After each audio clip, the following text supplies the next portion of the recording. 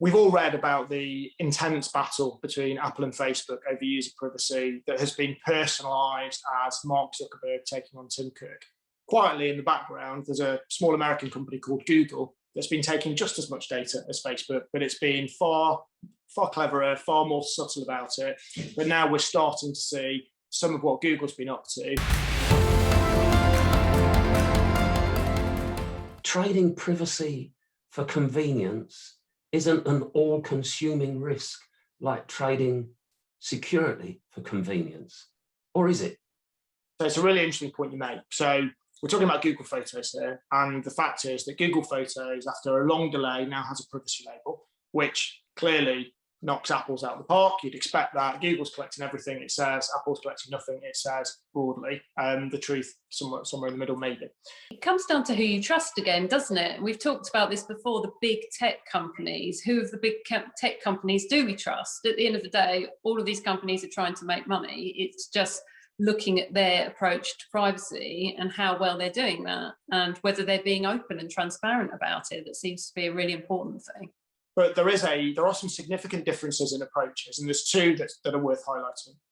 When iCloud, where Apple's cloud photo services categorizes your photographs, your images, then what it will do is it will do that on your device. So your iPad, your iPhone, your Mac will actually run the machine learning to categorize your photos to work out what it needs to tell Apple so that it can show you related imagery and people and places.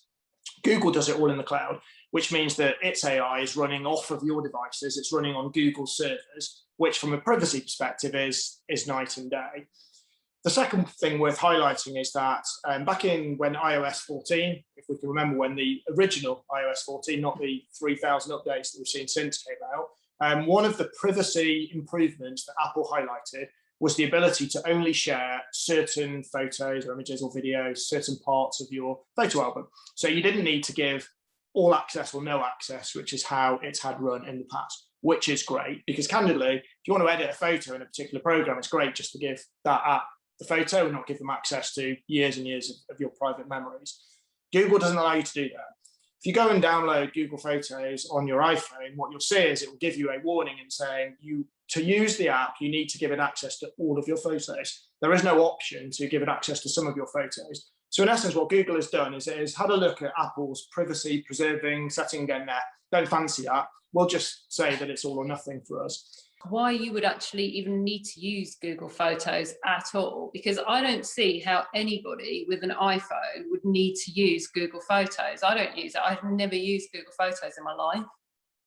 David will say this, but it is a better, if you take a purely non-privacy view of the world, it has more features, it has much better search options. I know there's been a running battle around, the amount of free storage you get and the quality of the photos you can store, but Google Photos is without doubt more feature-packed than Apple's variant, but it has very few of the same privacy protections. So it comes down to choice. As an Android user, or more to the point, as a Samsung user, I didn't use Samsung's photo gallery app. I always use Google Photos. As an iPhone user, I'm also now using Google Photos because I find it's easier to use, it's more powerful, it finds the photos that I want, or it makes finding the photos that I want much easier. The search is perhaps understandably more effective. So that's the answer. I just find it a more usable option.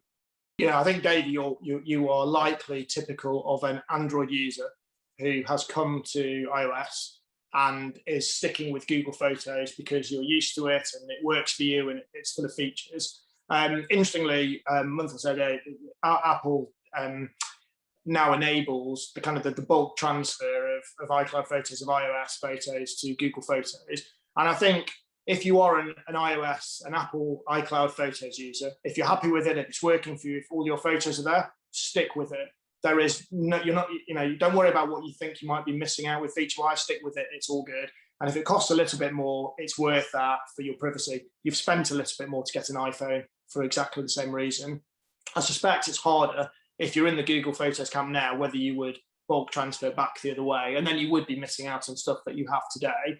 I'm a privacy first guy. I would take a view that the less Google knows about me, the better. I've got it all switched off. But ultimately, it's exactly the same with Facebook. Ultimately, you can switch everything off on your phone. Don't share location, don't share this data, don't track me. But these organizations will find a way to harvest your data. They'll pull the exit data off the photos. They get your IP address when you log in. They can work out what your social graph is.